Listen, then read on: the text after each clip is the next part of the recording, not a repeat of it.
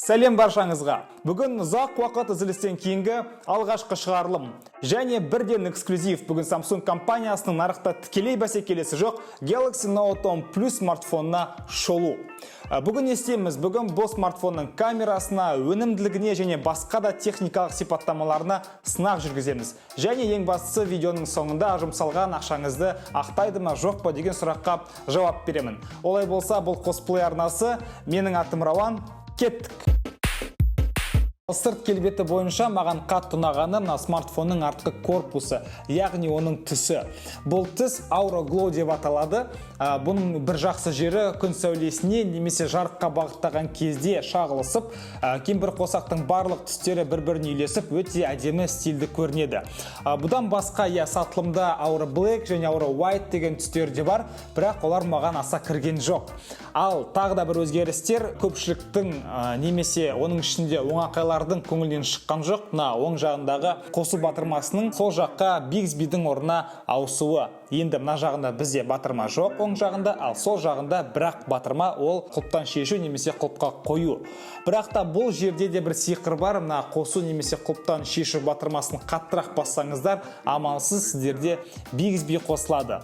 Ал смартфонды өшіру үшін қосу батырмасын және дауыс азайту батырмасын бірге басу керек. Бұл әрине кішкене ыңғайсыздау. Тағы да өзгерістеріне келетін болсақ, астыңғы жағындағы 3,5 мм джек тауып тастағандары бұл өте ұтымды деп ойлаймын. Себебі біз барлығымыз қазір ортақ стандартқа, яғни мына USB-C стандартына көшеміз.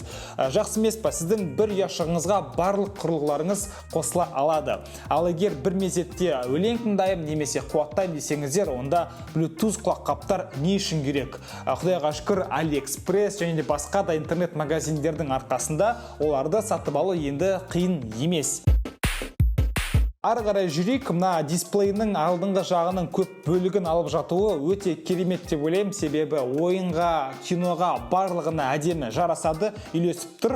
Енді Samsung компаниясының дисплейінің сапасы жайлы аса көп айтпай-ақ қойын, барлығымыз білеміз, мынандай өте сапалы дисплей жасайды. Тіпті Apple компаниясының өзінің айфондарына осы Samsung-тың дисплейлерін орнатады. Сол себепті бұл жерде әңгіме жоқ. Астыңғы жағында әдеттегіде бізде S Pen, яғни мына көк қаламсап орнатылған.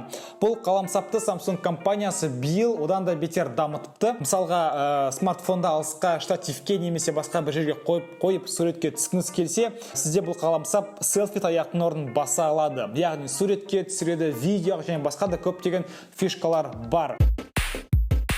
Ал техникалық сипаттамасына келетін болсақ, менің қолымда монстр десе болады. Біріншіден, оперативтік жады 12 гигабайт, ал тұрақты жады 512. Оның үстіне 1 терабайтқа дейінгі SD карта салуға болады. Процессорына келетін болсақ, 7 нанометрлі процессор, менің қолымдағы нұсқада Exynos 9825-те жұмыс жасайды, ал Америкада әрине Snapdragon 855-те.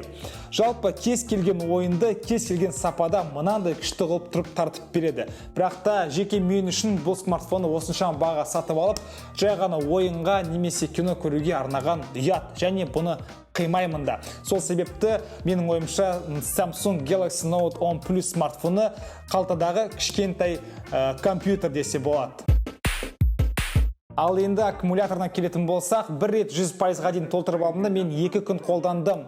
Бұлай айта кетейін, мен ойын ойнамаймын, жай ғана YouTube-тан видео көрдім, кино көрдім және камерасымен қолдандым. Соның өзінде маған 2 күнге дейін толық жетті. Камерасына келетін болсақ, бізде артқы жағында 4 камера, алдыңғы жағында 1 камера орнатылған. Негізгісі бізде сол баяғы 3 түк, яғни 12 мегапиксельді негізгі модуль, 12 мегапиксельді телефото және 16 мегапиксельді кең бұрышты модуль. Бұған қоса HD TOF модулі қосылған екен, ол әрине адамды артқы фоннан бөліп алу үшін арналған. Алдыңғы жағында бізде қарапайым 10 мегапиксельді камера, бірақ бұл жердегі бар фишка камера қосымшасында бар. Себебі ол жерде сіз адамды фоннан бөліп алып, видеоға да түсіруге болады. Барлық нұсқаларын сіздерге қазір экранға көрсетем, назар аударыңыздар. Сонымен достар, мен бүгін Galaxy Note 10 Plus смартфонына шолу жасадым. Енді маңызды бір сұрақ қалды. Бұл смартфон өзінің бағасын ақтайды ма немесе жоқ па деген. Мен сіздерге былай айтайын. Егер сіз өзіңіздің рахатыңыздан ақша аямасаңыздар, онда бұны сатып алсаңыздар болады. Себебі ақшасы қымбат болғанына қарамастан, бұл сізге барлық жағдайда жұмыс істеп беруге дайын. Ойынға да, фото, видеоға түсіруге де, жұмысқа да бар жағына өте керемет өнімді телефон. Ал бұл Қосплей арнасы, каналға жазылыңыздар, лайк басыңыздар, келесі кездескенше сау!